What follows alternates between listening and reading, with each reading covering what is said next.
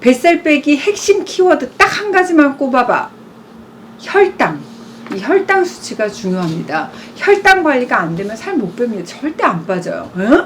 혈당하고 다이어트하고 무슨 관계야? 하실 텐데, 우리가 밥, 떡, 빵, 탄수화물 먹게 되면 우리 몸에서 포도당으로 분해돼요. 혈당 수치가 높아집니다. 그러면 어때요? 췌장에서 인슐린이 분비되는데, 인슐린은 이 혈당을 낮추지만 지방도 저장시켜서 별명이 지방 저장 호르몬이라는 별명이 있습니다.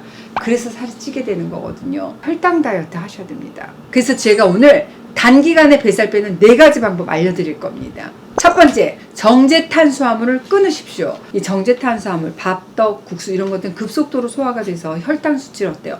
빠르게 오릅니다. 인슐린 분비를 과도하게 증가시켜서 인슐린 저항성의 문제를 야기해요. 제2형 당뇨병의 원인이 되기도 하고, 비만, 특히 우리 중년 뱃살의 주범이기도 합니다. 인슐린 저항성이 뭐냐? 잘 쓰이지 못하는 상태.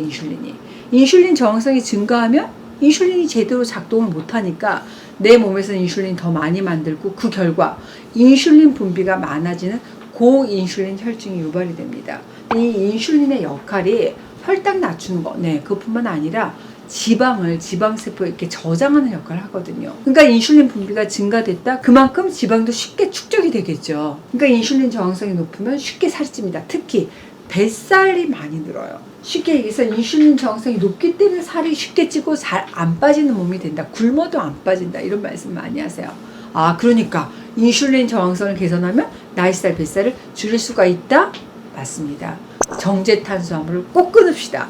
밥, 떡, 국수처럼 이 정제 탄수화물로 만들어진 음식 먹게 되면 10중 8구 혈당 스파이크가 오게 됩니다. 근데 이 정제 탄수화물로 인한 혈당 스파이크가 반복이 되잖아요. 그러면 당뇨의 발생 가능성도 높아지지만 혈관이 다쳐요. 혈관 내피세포가 손상이 됩니다. 이 혈관 손상이 계속 반복이 되잖아요. 혈관벽이 두꺼워져서 동맥경화, 심근경색으로 이어질 수 있고 조기 사망의 위험이 높습니다. 이런 말씀 드려요. 근데 더 무서운 건 뭔지 아세요? 실제 이 암과의 연관성이에요. 당뇨하고 암? 네. 이 당뇨병의 주요 사망 원인은 심혈관 질환이 아니에요. 그럼 당뇨의 주요 사망 원인이 뭐예요? 바로 암입니다. 당뇨라고 하는 것은 특정 암 발생의 독립적인 위험인자로 작용할 뿐만 아니라 암 진행에도 중요한 역할을 하는 것으로 알려져 있어요. 실제 여러 연구를 살펴보면 당뇨 환자에게서 암 발생의 위험도가 2배가량 높고, 미국 의학저널뿐만 아니라 여러 나라의 연구에도 나와 있어요.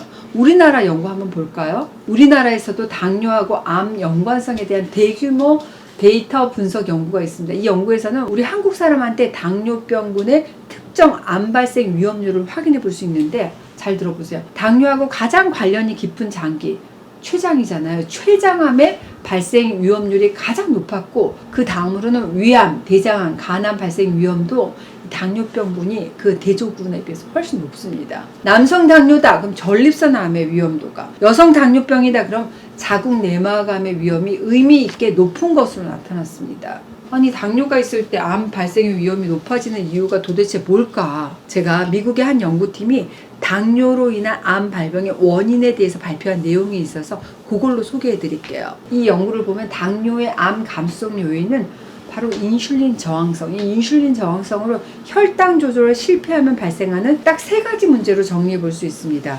제가 이렇게 표를 가져왔는데, 첫 번째, 인슐린의 과잉 분비로 인한 세포 성장이 촉진돼. 이게 아마 관련이 있다는 겁니다. 두 번째, 지방세포의 증가로 인한 만성염증. 세 번째, 고혈당으로 인한 유전자 손상. 이 3가지로 요약할 수가 있습니다. 만성적으로 혈당이 높은 상태가 되잖아요. 그러면 고혈당에 노출된 DNA 손상이 높아지고, 그걸 수리할 수 있는 유전자는 억제된다는 그런 내용입니다. 우리 DNA가 고혈당에 노출되잖아요. 이게 제대로 수리가 되지 않기 때문에 암을 비롯한 여러 가지 합병증이 생길 수 있다는 그런 위험을 확인한 건데, 물론 이 연구는 사람을 대상으로 한 연구가 아닐 뿐더러 앞으로 추가 연구가 되어야 될 부분이긴 하지만, 우리가 당뇨를 암의 주요 원인으로 생각해 볼 수 있는 여러 가지 가능성을 확인해 볼 수 있다는 그런 생각이 들어요. 그러니까 당뇨는 고혈당, 인슐린 과잉 분비, 또 지방세포 증가로 인해서 특정적인 암뿐만 아니라 우리의 DNA를 손상시키고, 또 그 복구 안 되게 하면서 세포 성장을 계속 자극하고 만성염증을 유발해서 암 자체의 발생 위험을 높이는 것이다. 이렇게 정리해 볼 수 있겠죠. 정제 탄수화물은 아무튼 이 혈당을 치솟게 하고 살찌게, 특히 내장 지방으로 쌓이게 한다. 그래서 만성염증을 유발한다. 그냥 끊으란 얘기지? 맞습니다. 대신에 식물성, 동물성 단백질 위주로 드세요. 착한 탄수화물, 대표적으로 카무투, 귀리, 콩, 버섯, 단호박 말씀드렸습니다. 이런 거 많이 드시고, 정제되지 않은 가공 덜 된 자연 음식, GI 지수가 낮은 거 위주로 많이 드세요. 카무투가 뭐야 하실 텐데, H 카무투 검색하시면 제가 자세히 올려놨거든요. 혈당 지수가 40밖에 안 돼요.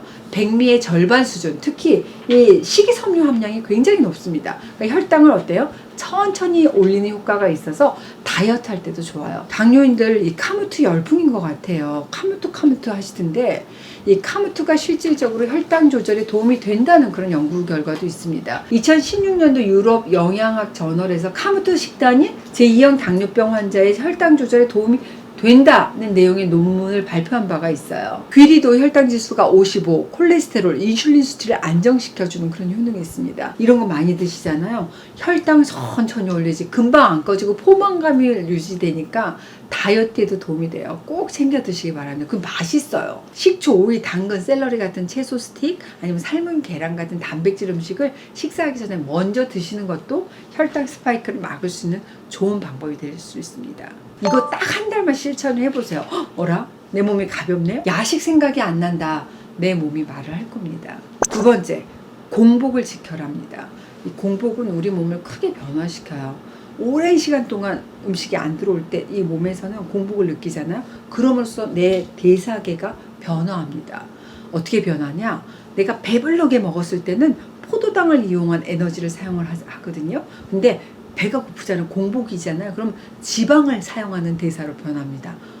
그래서 내장 지방, 체지방이 빠지는구나. 8시간부터 진정한 공복이 시작이 됐는데, 최소 8시간 공복하잖아요. 그럼 위장이 완전히 비워지는 시간이 그 시간이에요.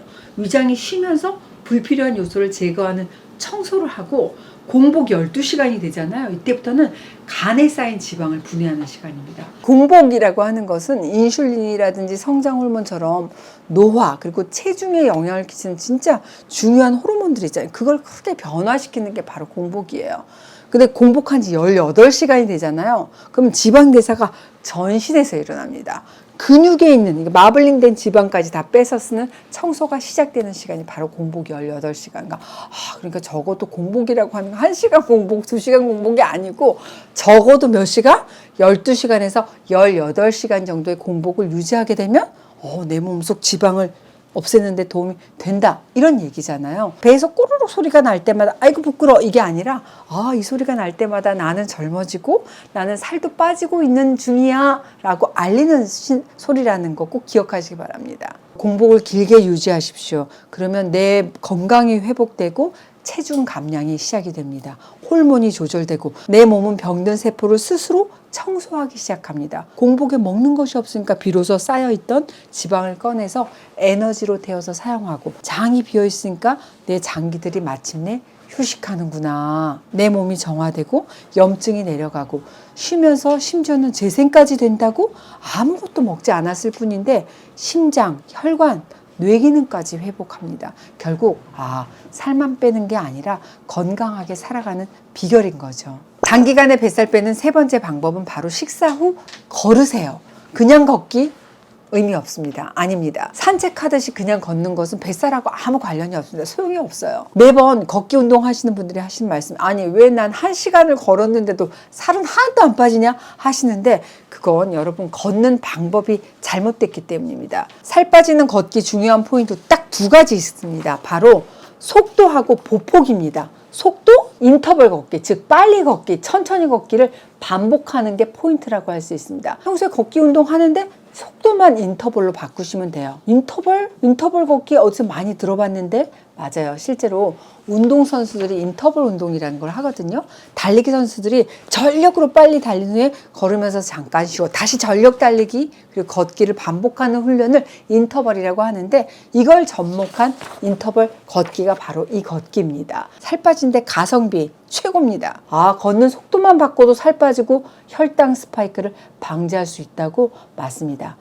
제일 중요한 거 뱃살 빼는데 최고예요. 한 다큐멘터리 방송에서 실험을 했는데 복근 운동, 또 걷기, 그리고 인터벌 걷기. 이 세 가지 중에서 뱃살 빼는데 가장 효과적인 운동이 바로 인터벌 걷기. 인터벌 걷기를 하게 되면 대사증후군이 있는 분들의 경우 일반인보다 포도당이 지방으로 이렇게 바뀌는 속도가 훨씬 빠릅니다. 보폭이 클수록 효과가 더 좋거든요.